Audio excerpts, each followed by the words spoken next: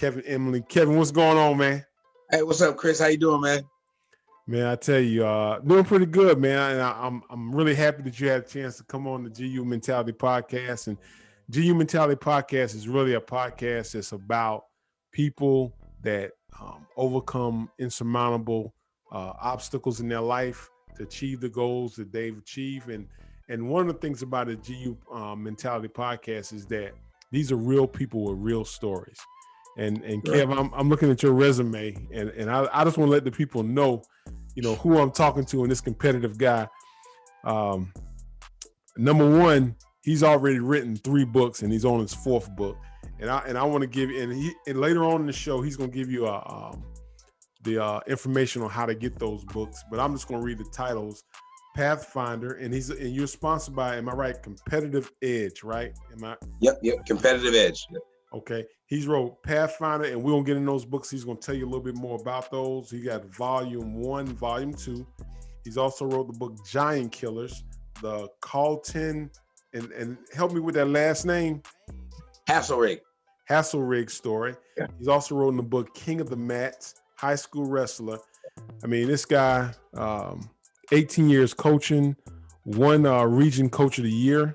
He's 2 placed second with the individual traditional state runner-up, 5 state champs he's coached, 13 state place winners, 1 national champ, 5 high school All-Americans, and he also was recently voted to the high school North and South All-Star coaching. So Kev, extensive record there. But what's going on, man? Hey, not much, and I appreciate that, Chris. That was nice of you to say those things. Still got a lot of work to do, but I am proud of the things that I was able to accomplish with those young men and women, and that means a lot to me that you gave credit for those things that were done. I'll tell you one of the things I want to ask you, because even when I see you coaching, and I saw you coaching in Millen Valley, I saw you coaching in White Knoll, and I had the chance to watch you even when you came to Edisto, just watching you from a distance when you're coaching, right? And you coach with passion. I mean, and I see that. But what drove you to want to get into coaching when you first started? Chris, I grew up in Waterloo, Iowa, and born in South Carolina, but raised in Waterloo, Iowa, and I had a fantastic coach, Jerry Springer, who was a state champ at Waterloo West. And growing up in middle school, I would watch him coach. And I just started wrestling in 8th grade, but I'd go up to the high school and watch him coach. And he was crazy. He was so passionate. He was screaming. He was yelling. He was throwing chairs, and I was actually scared of him. I was like, man, I don't know if I want to wrestle for this dude. But my freshman year, I went up to Central High, ended up earning a spot on varsity, and there I was wrestling for this man that I had watched the year before that I was scared of because I didn't know how I would react if I didn't perform up to expectations. So, I went 0-19 as a freshman on varsity. I never won a match. My freshman year. I progressed, and coach kept encouraging me. He never put me down. My sophomore year, I won 10 matches, and I moved away to Georgia for a year, went 36-5 and took 3rd in state, but I was missing being back in Iowa. I missed my coach. I missed my friends. So I moved back to Iowa, and one of the first people I went to find was my coach. And I said, Coach, I'm back. And that man inspired me so much and believed in me and had faith in me. And he never put me down, man. Even when I was 0-19 as a freshman, and then I got most improved wrestler as a sophomore, and then I moved away, and then he made me a team captain when I was a senior. Helped me get a scholarship to a junior college in St. Louis. And Chris, I'm gonna tell you, man, I'm 50 years old, and I graduated in 1988. And I talked to my coach monthly during the wrestling season. I almost talked to him weekly. He's 80 years old, man. And that man has continued to give me advice at 80 years old. He remembers everything that we went through like it was yesterday. And the thing that I got from him was his passion. You've seen me coach, Chris. Yeah. I just don't sit there. I get into it now. You into it. I coached that kid through a match. And I'm not saying I'm better than any other coach, but what I'm saying is I patterned my coaching style after Coach Jerry Springer. And that man is phenomenal. And he's the best coach that I've ever known, met, and wrestled for. Wow, that's pretty good. And his name is Jerry Springer. Yeah, Jerry Wow, Springer. Not the TV show guy. that's Yeah. Jerry wow, Springer, man. wow, Yeah. wow. Uh-huh. So I know, like, you're into coaching and stuff, but also you started writing books at the same time. Like, well, now tell me what made you want to get into writing books? Is it something that you always had a passion about, or is it something that you just kind of picked up along the way? Absolutely not. I hated writing. Chris, when we were in college, I flunked out of college Mhm. in 1993. They invited me to leave, and came back to college, graduated in 95, but I barely graduated. I didn't want to write my senior thesis. You know, ended up getting a D on it. I hated writing. So you Mhm. fast forward that about 15 years, and just like with you know a lot of football players, you know a lot of Mhm. athletes. Well, I know a lot of wrestlers. One of my mentors was Nate Carr, 3-time NCAA champion for Iowa State, African American gentleman. So over the years, here we are. It came out about 4 years ago, Mhm. and Black History Month was coming up, and I did a little Wow. research because there's not a lot of extensive research and information on African American wrestlers. And I checked Wow. the National Wrestling Hall of Fame, saw that they had only done a 16-page pamphlet on the history of African American wrestling. 16 pages. And so I That's talked to it. Nate. And I said, hey, yeah, 16, yeah. So I talked to Nate and I Wow. said, hey, Nate, I want, Black History Month's coming up. I wanted to honor you guys. And I said, I did a little research and saw what the NCAA put out. And he goes, yeah, I was at that presentation. And I said, Nate, I think you all deserve more. And he goes, Kevin, that's a good idea. And I go, well, I want to do something back home in Waterloo. And he was like, okay. And then we were talking on the phone. I said, well, Nate, what would you think if I wrote a book? And Nate was like, Kevin, I think that'd be a great idea. So, Chris, Mhm. me hating to write papers, but so passionate about the sport of wrestling. And then more importantly, about what we as African Americans did.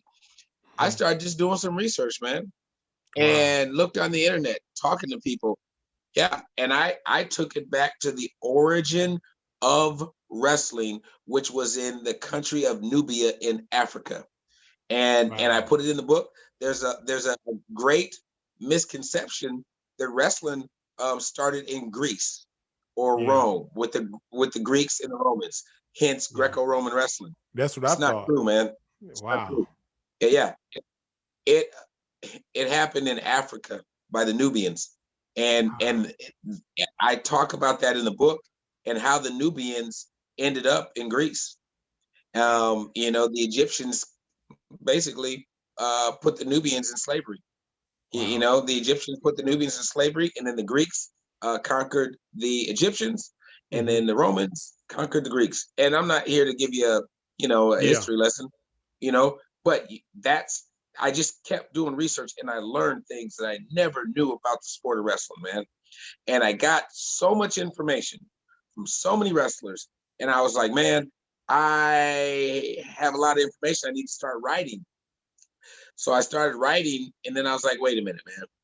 I've got so much information. Let me focus on this book right here. So I wrote one book, had so Mhm. much information that I made a volume 1 and a volume 2. Wow. And that's how the Pathfinders came about. I call it Pathfinder because these men and women that are in these books, they weren't trailblazers. Because when you blaze a trail, Chris, it's a trail that's there and you blaze right through it, you Mhm. know. But when you're a Pathfinder, it is what it is. You found a path. And the You know men that. and women in those books, there's like 40 stories in those books. And they're humble people and they don't brag. And we as wrestlers are humble people. And each one of them found their own path. They made their own way. Hence, they were honored as Pathfinders. You know that's interesting because when you came out with the name Pathfinder, I always wondered, you know, how do what made you name the book Pathfinder? But now when you think about it, that's a real good I mean, just an analogy, like, you got people who are trailblazers, but then you got people who find a path that was there. Like, and that even takes, if you think about it logically, and you're in the Mhm. woods and you get lost, it's Right. like it takes you a while to find the path back to where you're trying to go. So that takes Exactly. some courage, because you have to kind of take step by step, trusting that, okay, I hope this is the path that so you have to trust that. And so that, that's really interesting, just coming up with that name. And I appreciate that, Chris. Now, You know, yeah. Now let's look at with the books you've written, because not only have you written one, you've written 3 books. yeah. Uh, Tell me about that the King of the Mat. Like, what Well, inspired that let book? me let me let me talk about Giant Killer real quick, the Okay. third one, because that one's real deep and dear to my heart, because Giant Killer, and I'll be brief, but Giant Killer was a spinoff of the chapter in volume 1 about Hmm. Carlton Hasselrig, called the Hasselrig Rule. Hmm. Carlton Hasselrig never played a down of college football. However, was drafted by the Pittsburgh Steelers in the 12th round, and 3 years later he made the Pro Bowl. He was What? a one man. Yeah, he was a one man team. He won the state championship his senior year. His high school did not have a team. He went 10-0 in the state of Pennsylvania, won the state championship. But he was a football phenom also, so he got a scholarship to Lock Haven. Got injured in preseason practice, decided he didn't want to wrestle, transferred to Pittsburgh Johnstown in Johnstown, Division II school, won 3 NCAA championships in Division II, Hmm. won 3 NCAA championships in Division III. In Division I. He's the only 6-time NCAA national wrestling champion, and at heavyweight. And then the Steelers came calling for him Wait a and minute. said, So "Hey, so this guy never played college football? no, never played a down of college football. Played high school football and Wow. got a scholarship to Lock Haven to play football. Never suited up in a game, Chris. He left. He left before the first game. Never That's, played. man. And Pitt Johnstown doesn't have a football team. So Wow. yeah. So I wrote his story briefly in Pathfinder Volume 1, and then his wife contacted me and said that Carlton was looking for someone to write his life story. So I spent 8 days up in Johnstown about 3 summers ago, and it took me 2 years to write that book. And Carlton made the Pro Bowl in his 3rd year with the Steelers, stayed in the league for 5 years, and then was forced out, sadly, because of drugs and alcohol. Wow. Um, That's yeah, that's and his life spiraled out of control, but then he turned it around, man. And that's interesting. I got to know Carlton. I got to know his family. I got to spend time with his family, and I was very fortunate to be able to tell his life story. And unfortunately, all the wear and tear on his body and everything that happened to him in his early 20s, mid 20s and 30s, and unfortunately he passed away about 3 months ago, man, at the age of Wow. 54. Yeah. So Man. that book is very special. His family is very special. They've gone through a lot, and I didn't write that book to make any money. I didn't Hmm. write that book to get famous. I wrote that book because his wife and Carlton came to me and they asked me to tell his life story. And that is the only reason I wrote that book, was to honor that man. Wow. That's amazing, man. I mean, so many people, how many guys have dreams of even going to the NFL I and know. go like that? I mean, Yeah. that's a feat within Yeah. itself. Okay, so now It's never we been done. It had never been done before he did it. Now it's been done since, okay. but yeah, it's been done after him. But it was never done like that, ever. Wow, that's pretty And good. no one will ever be a a more than a 4-time NCAA champion, because after he won it 6 times, that's the name of the chapter, the Hasselrig Rule, because the NCAA made a rule that no Division II or III wrestler can move up to Division I to compete Oh because of man, him. Wow, that's crazy, man. Well, Yeah, I'm now telling you, man, and it's real. man.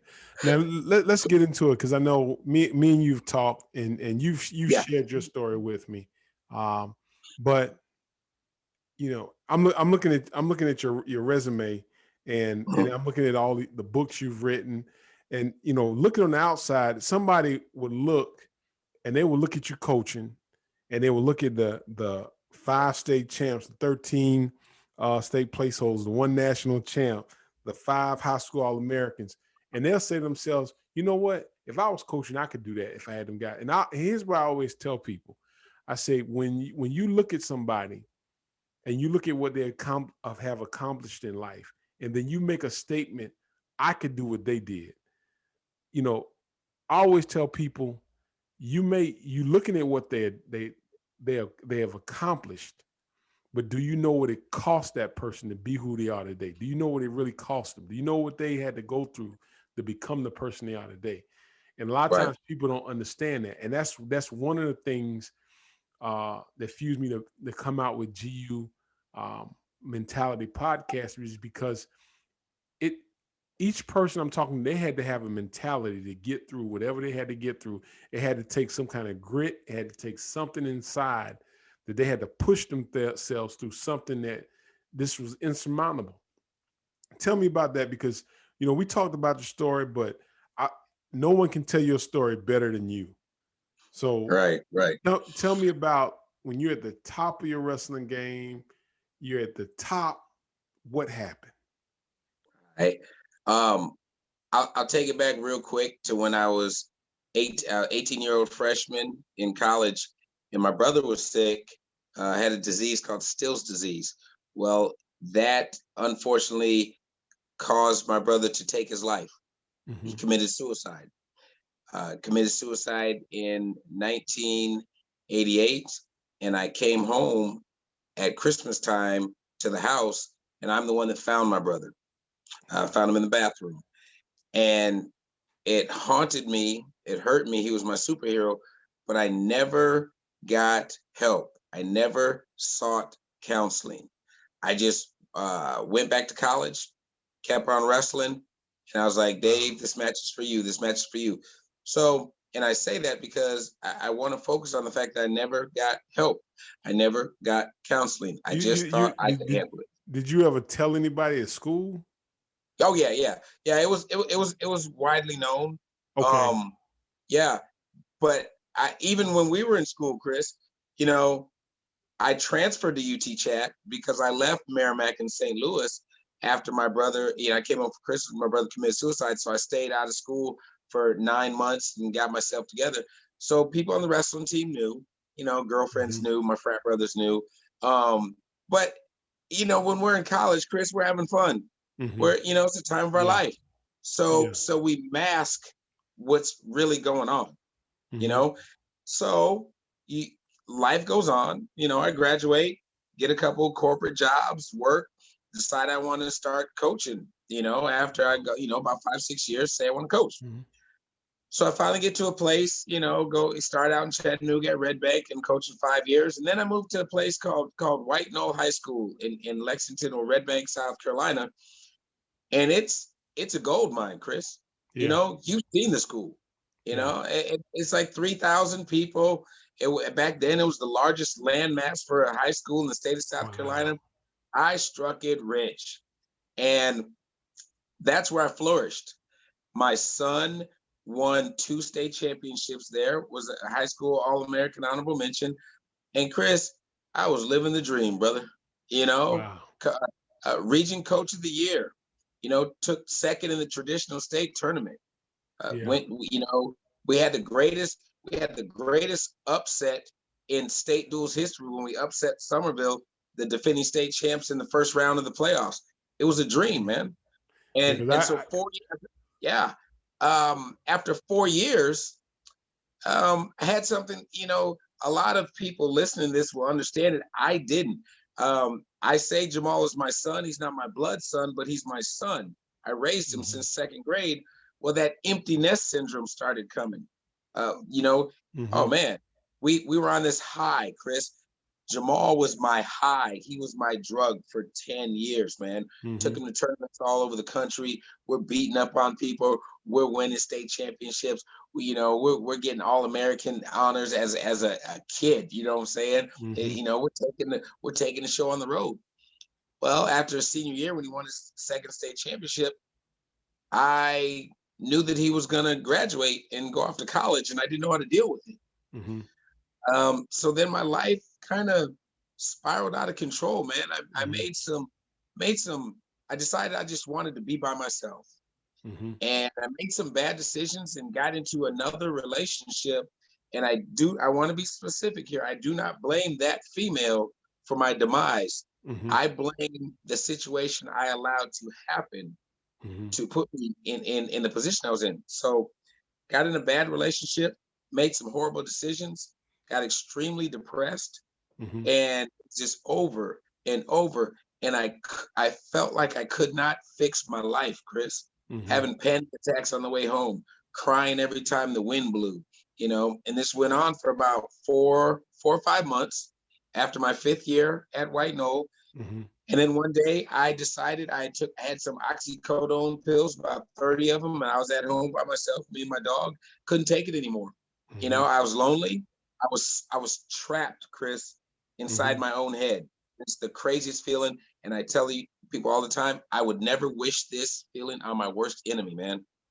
Stuck inside my own head. I couldn't get out. Let me ask you something right then and there. Yeah. Like even during that particular time, were you still like going to practice and still coaching? Still coaching. Yep. Jamal had gone off to college, still coaching. Chris, I had a state champ that year, man. When my life was falling apart, I had a state champ, a heavyweight state champ, like right in the midst of the meltdown. State tournament. I had a heavyweight go to state, pin the number one kid in the state that was 50-0, pinned him in February, pinned him in 1 minute and 13 seconds. And in my mind, Chris, I'm still wondering where my girlfriend is. I'm wondering why she didn't come home. I'm freaking out. I'm focused on that when I just had a kid upset the number one kid in the state. And guess what? So that Saturday night, I go back home to misery. And I had a kid just win the state championship. I'm on top of the world, brother. And I couldn't take it no more, man. Yeah. I fought for a couple more months, took those pills out, sat on the bed. I'm a faithful man. And I prayed to God, man. And, it was like God was on my right shoulder and the devil was on my left. And the pills were sitting in the bathroom and I was staring at them. And it was about an hour battle. And I finally had this. I was crying, man. I was crying. I was like, God, please, please, please don't make me do this. Please, not make me do this. God, please help me to not do this, And then devil over here, that stuff's real, Chris. Yeah. It's, I felt it, man. It's like, nah, go ahead and do it, man. It's all good. So I finally got up, took the pills, poured them in the toilet, flushed the toilet, went back to school the next day, told my coworker what I did or was about to do. And she looked at me, she goes, Kevin, do you want to go to the hospital? And Chris is one of the hardest things I've ever done in my life. And I looked at her and I said, yes. And we went to the mental hospital. They did an evaluation and they let me go home, pack my stuff, and came back the next day. And I was in a mental hospital for 7 complete days, brother. 7 days, man. It's and one of the things that, it's good because that you're talking about this, because there's so many people that's been close to this edge like this, and the fear of saying I need help, just that fear of saying I need help, that we've heard. I know friends now that has actually like taken their lives because of this, but the fact that you had the courage that when because I listened to what when you said you went home and you were praying about it, and it was like you go to school the next day and you tell somebody, and it's like God, almost like you could see a lifeline being thrown right there, and you could have said, "No, I'm fine, I'm good, I don't need that." But it was like to the point where you said, "Nah, need. So when you actually stepped out and actually said that, was it any kind of fear that gripped your heart, or was you in so much pain then that you didn't even care? Chris, I was scared, man, because I knew I had admitted, I had reached out for help. People knew. My friends were scared. My friends were scared. My parents were scared. They were all afraid I was going to kill myself, and they knew my brother's history. So when I walked across the hall to my coworker Lisa Rose, she knew the entire time what was going on. She knew about the broken relationship. She knew about my emotions. She was hurt for me. All I did was cry all the time, man. So yeah, I was scared and I was hurt. But you know what? I'd rather be scared and hurt than the alternative in the ground. Yeah. And so I made the decision. And Chris, that was it. I was gonna do what Lisa was willing to help me do. Yeah. And Lisa said, Kevin, do you want to go? And I didn't even say, I don't know, I think so. I looked at her, tears in my eyes, man. I said, yes. She's like, all right, let's go. And So go ahead. So now when you're, and I didn't mean to cut you off, but when you're in the hospital, what was it a sense of relief? What, I mean, Nah. It wasn't a sense of release, man, or relief. It was a sense of, I'm being honest with you, man, I screwed up. I don't need to be here. You know? And so now this is gonna be the eye opener. And a lot of people are gonna be like, there's no way he did that. So what I did, Chris, they take your phone, they take your belt, they take any kind of aerosol, any kind of lotion, your shoelaces, all that. Okay. And so I didn't have my cell phone, but you could check the phone, you could make phone calls. All right. I checked my cell phone, press the numbers, to get my ex's phone number because I didn't remember it. And I figured out how to call her from the mental hospital. I'm in the mental hospital calling my ex, and I'm in the hospital because I can't be with my ex. Wow. That's not sane thinking. Yeah. And, the whole time, though, it's a battle, Chris. It's a battle, man. It's just like if you're a drug addict, man, you don't quit cold turkey. Yeah. If you're an alcoholic, you don't stop. You might have a drink every now and then. And so I'm in there. I'm taking the classes. I'm going through the motions. I'm learning, but I'm still hurt. I'm still in love. I'm still wanting to get back to her. And it was a process, man. It was a long process. Even after I got out of the mental hospital, Chris, it still took me about 3 years to end it, to end the relationship and move on with my life. Yeah. It still took 3 years, man. It is not an easy fix. Mental health is serious, brother. Now you're going through this, would you say it was just basically a breakdown, right? Yeah. I had midlife crisis, man. Yeah. So you're going through this breakdown, and then when you're in those group sessions and they're asking you, I've seen it on, where they say people sometimes they're sitting there, but then they're really not participating, or they're not, they kind of blocking, like, like you said, was there ever a point in time where you finally opened up and said, you know what, I'm going to take this, or was you closed the whole time? I laugh, Chris, because it's funny how it happened. Yeah, you're right. I did exactly that. I'm an athlete. I think I'm big, I'm bad. I was sitting in those meetings. I was like this, Chris. They're like, Mr. You want to say anything? No.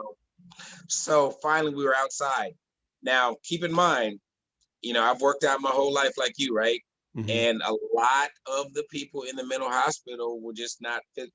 Most of the patients were not physically fit. They thought I was an undercover cop. They thought I was a narc. Yeah, because I was quiet, and they're like, well, he ain't out of shape. He don't look like he's on drugs. He ain't saying nothing. This dude's a narc. And so we're sitting outside. I'll never forget, man. We're sitting outside, and we were talking about suicide, and there was probably about 20, 30 people. We were all outside. Everybody was in their bathrobes, and the counselor was talking, And I go like this, Chris, I go, can I say something? And for the older people like us, it's like E.F. Hutton. Everybody went like this. And I made some comments about what I felt about suicide because I was speaking about my brother. And at that moment, Chris, everybody realized, oh, he is one of us. He does have problems. And from then on, man, I wasn't trying to get out of there. I was trying to heal myself, man. Mm-hmm. And there was a turning point. And it got even better when I had to do 2 weeks of outpatient. I did 7 days of inpatient, 2 weeks of outpatient. And that's where they helped me. And I got to go home. But I will say this, my principal, I had a principal named Ryan Player at White Oak High School, and he knew what I was going through. And I just never get sick, man. So I'd saved up literally 2 months worth of sick leave. Mm-hmm. And Ryan went to the district and explained to them my situation and that I was sick, and I didn't have, I took sick leave for 2 months, and I was doing my outpatient, and I read a book that was very, very good. And it was so helpful to me that it was called Codependent No More. I don't know the author, but I'll say it again, Codependent No More. And when I read it, I found out I was codependent. Explain to me what is codependent. Codependency is you giving your all to someone else and not taking care of yourself. You're codependent on someone to give you joy and pride and happiness, and you want to do and you want to fix them, and in return you're not getting what you need for yourself. You're codependent. Wow. You know, that person's dependent on themselves, and they're also dependent on you, and then you lose yourself in the process, man. Mm-hmm. And that's exactly what I did, man. Trying to fix somebody, trying to fix a situation that I could not fix. And I became codependent on her. Yeah. And dependent on her to make me happy. When, in actuality, Chris, we have to depend on ourselves. We can only make ourselves happy. We can't worry about everybody else. We do worry about everybody else. We do want the best for everybody else. But where a lot of times we make the mistake is we want to fix them. We want to be there for them all the time. We take on their burdens. Yeah. And when I couldn't fix her, it broke me. And it wasn't meant for me to fix her, man. That's pretty deep what you're saying, because when you talk about codependency, you have parents that are codependent when it comes to kids. Right. People get in relationships because they're, and that's the thing. I mean, it's like, in actuality, it's, and sometimes you can even find yourself where you're attracted to people only if they have problems. Exactly. And then if they don't have any problems, it's like it's not even normal to you. So so that, for you to even talk about that, that's something else, because a lot of people go deal with that and they don't even know right now. Like I've run into people where they say, I keep running the same type person. I'm tired of fixing people. But then I say, when you find somebody that really doesn't need fixing, there's something about them you don't like. It's not a challenge to them. Yeah, it's not a challenge. Go ahead. And they like turmoil. Yeah, they like unrest. Yeah. And Chris, I'm gonna be honest now. I'm still guilty of that as a wrestling coach, because I want to improve people.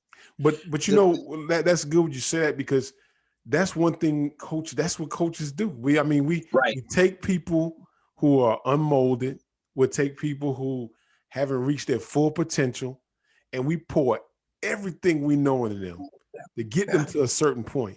So it's something that from way back, and it's a drive, and a lot of coaches, it's almost innocent, and it's to the point where you have to know when to say, okay, you know what, I might need to step back a little bit just for my sanity, just to be able to take care of myself. And that's hard, man. And especially when you get in situations when you deal with kids and you see kids that are related close to a background that you've come from, or they emulate the drive that you had when you were younger, and you can see yourself in them. The, it's just a different thing when you get into coaching and you see that. And Exactly. relationships. But now, when you talk about relationships, there's so many people that go through relationships, and a lot of times, like even younger kids now in these days and times, they go through relationships and they become depressed, and depression is real. And in the Right. Black community, when we talk about mental health, a lot of times we try to ignore that, or we'll say this Right. thing, get Right. over it, suck it up, but it's real. And one of the things I do realize when it comes, and I'm not saying, I don't want to push aside Black women and say Black women, but Black men, mental health, a lot of times we're told to suck it up. We're told, Right. you don't have no issues, or if you do have issues, be a man, be tough. And we don't talk about things. We don't talk about some of the stressors that we go through as being a Black man. And then when you do, sometimes it's not perceived as if it's something that we should talk about. It's kind of like pushed to the side. And Right. I think the more the young men in our today's society hear guys that they've seen, they see at the top of the game and say, hey, even though I'm here, there's certain things that I went through in my life too. And they can say, you know what, if they look at you and they say, well, you know what, if he made it through, then I know I can make it through too. Right. That's amazing, man. So Yeah. let's look at this now. So now we're at the point where we're kind of coming out of this relationship thing, because some guys, when they date, and like a lot of high school kids, when they date, some of these guys, they lose their mind sometime, because they Right. it's like, man, I was in love. When did you know you was coming out a little, kind of saying, you know what, I'm gonna be all right? Yeah. I got out of the mental hospital. I moved away from South Carolina. I went to Chattanooga, went back where I felt it was safe for me to go, where I had plenty of friends and my frat brothers. Stayed there for about 4 months and then start talking to her again, Mm-hmm. and moved back to South Carolina and moved to Charleston. Stayed there for about 6 months. And then I was like, this just is not working. So I moved as far as I could go, where I still had friends, and so I moved back to Iowa, moved back to where I grew up at Waterloo, Iowa, which was a fantastic plan. Mm-hmm. I got to coach back in my hometown, in the state of Iowa, where wrestling is very, very popular, and there's a lot of successful wrestlers that come out. Lot of friends still back Mm-hmm. home. And I was still damaged, Chris. I was still messed up, Mm-hmm. but I was home in a sense. I was Mm-hmm. around people I had known, several people I had known since I was a little kid. So it was a process. It was a 2-year process after the year that I spent bouncing back and forth from Chattanooga to South Carolina. Still continued to see her. Mm-hmm. But as time went on, I got stronger.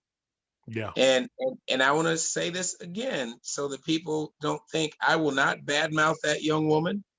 I'm proud of her, because she's doing her thing. Mm-hmm. It wasn't her fault. We were in a messed up situation, Mm-hmm. and I finally realized, Chris, that this just is not good for me. I moved back to Iowa, and I was there for 2 years, and still seeing the young lady.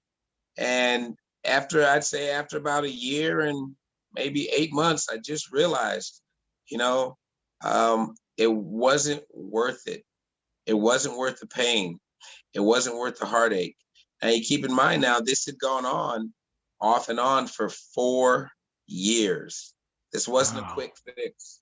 I had moved 1,000 miles away from her. Did I love her? Yes. Was I in love with her? Yes. Mm-hmm. But I was trying to fix her. Yeah. And I finally realized she didn't need me. And the most important thing, Chris, I started to love myself. I started to love myself more than I loved anybody else in this whole world. And once I began to love myself and take care of myself, that's when I started to heal and I got better. And then that's when I moved back here to South Carolina. And I want to say this now, depression is a sickness, man.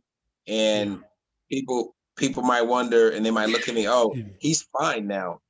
No, I still suffer from from bouts of depression. Still, especially during all this COVID. I have my bad days. We all have our bad days, Chris. I have my bad days where I sit and I just cry. Yeah. And I'm like, because I hurt for other people, I hurt for myself. Every day is not all sunshine and rainbows. But the thing is, I learned a lot of coping skills when I was in the mental hospital and when I was in outpatient. It's an ongoing battle, but you need to surround yourself with people who love you and care about you and want the best for you. Not surround yourself with people who are going to boost you up and tell you what you want to hear. Yeah. It's not the people you want around you, man. You want them people around you that are going to tell you how it is. Yeah. They'll be there for you, but they're not going to sugarcoat it. And that's the most important thing, man, because I backslid several times, man. Didn't listen to my mom, my dad, my friends, my family members. I kept going back. But now I'm surrounded by I'm surrounded by a lot of the same people. Yeah. But the difference is I listen to them now. Yeah. But that's something deep because breakups are always hard. Yeah, they suck. They suck. Yeah, you're right. Yeah, I mean, you're so right about that. But some of the things I used to always look at when and I talk to a lot of young men when they go through breakups sometimes, and I always tell them, I say, it's tough because you open yourself up to someone and you give your feelings to someone, but then I tell them, I say, have you talked to anybody else before in your life? And they start thinking about people they talk to in their life. And I said, did it work out? What happened? They tell me, and I said, they tell me it was tough. And then I said, did you make it through that one? And they say, yeah. I said, did you find somebody else? They were like, yeah. I said, so you came out of one thing. And this is why I always tell people, a lot of time, and it's also helped me cope with things, is a lot of times when you're going through things, when you're going through something, it seems like the world is crashing down on you. And at the same time, I always call it your battle wounds. If you can always kind of, the grandma used to always have that saying, look how far the Lord has brought me, and look what he brought me through. When you look back on things that you came through and you say, dang, I made it through that. And it's like, even when you feel yourself going, I keep thinking, but I made it through that, and I thought that was going to take me out. I thought I was done right there, but I made it through that. So if I made it through this and you got me through that, you can get me through this.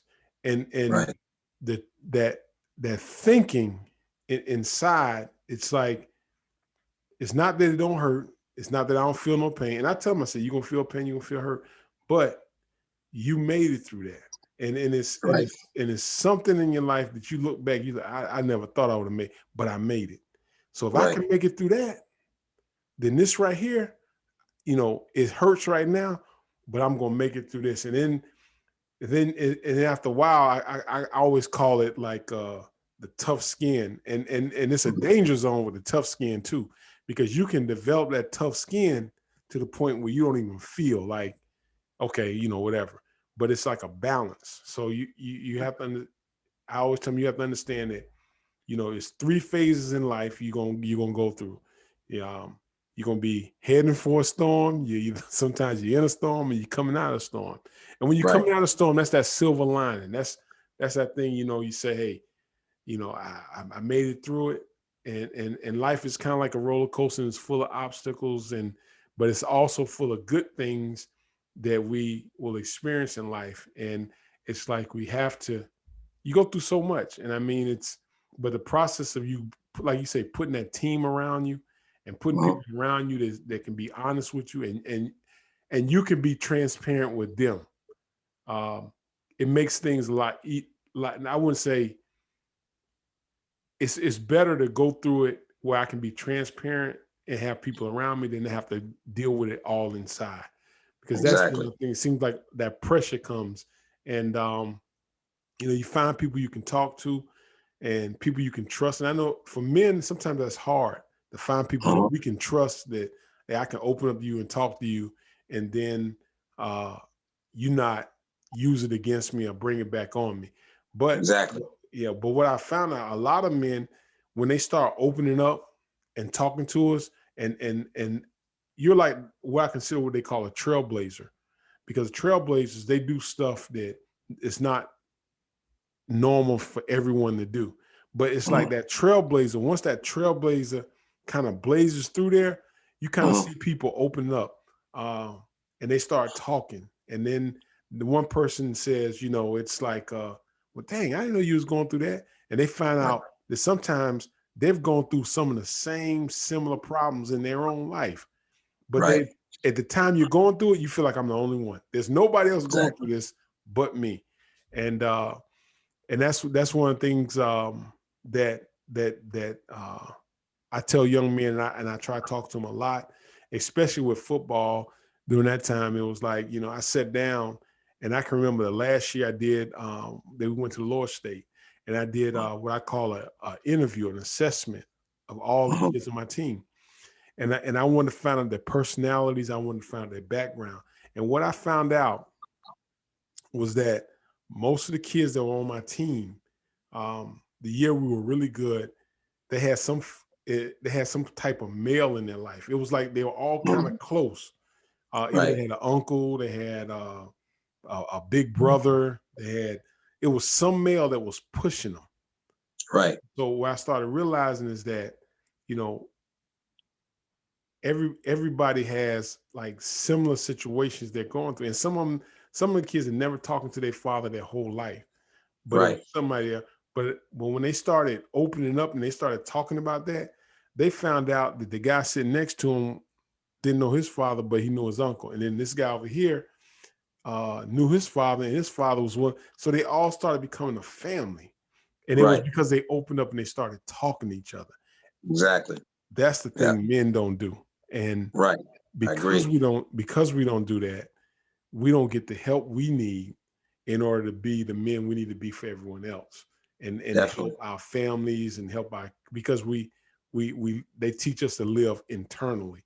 And like, that's why I want to kind of applaud you, because to be able to talk about what you went through and talk about it openly, what you're doing, you're actually shedding light on with so many people that you'll be surprised that people that reach out and they'll just tell you, I was going through the same thing, or I experienced the same thing, or, I never knew anybody else felt the same way I felt. So, I really want to take my hat off to you on that.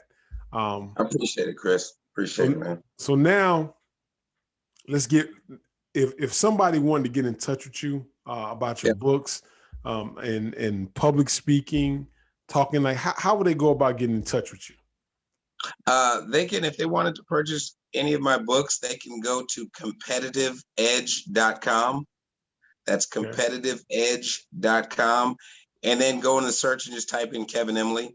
And, my clothing line, Optional Start. Clothing line. You got you. Hey, where can we get the clothing line stuff? You can get that. It's on the website too, brother. I need to give me one of those shirts, sport one of those. Yeah, so we've got shirts, we've got pullover, 3/4 zips, we've got fighting shorts, we've got singlets, and then Competitive Edge sponsors all 4 of my books. And then I can also be reached on Instagram at so_ICICE 1906. That's so_ICICE 1906. Now the What's the icy? ICY? Oh, that's ice, baby. Ice cold alpha fly alpha. Hey, I got you there. So what's in the future for Kevin Emily? What do you see in the future? I know you talk about going back home. So what's in the future for you? What's going on with yeah. you now? So things actually came full circle, Chris. I was coaching at Midland Valley High School. The pandemic hit. My daughter had graduated from Midland Valley, and I decided that when she walked, I would walk. So I worked for myself. I do woodwork, and I was working in my backyard. Had an opportunity at a local college to coach for a little while, and I tried that, but it just wasn't my cup of tea. So I went back to working for myself, and then all of a sudden, and this was I don't believe in luck. This was fate. This was faith. This was belief. The head coach from White Knoll, a friend of mine, Kyle Kimmery, called me, asked me would I consider helping the program. I left the program in 2012 because of the incidents with my depression and my bout with suicide and depression. Here we are, it was 2020 when he called me, and I'm back on the coaching staff at White Knoll High School after 8 years. I'll be named, I'm assistant coach right now.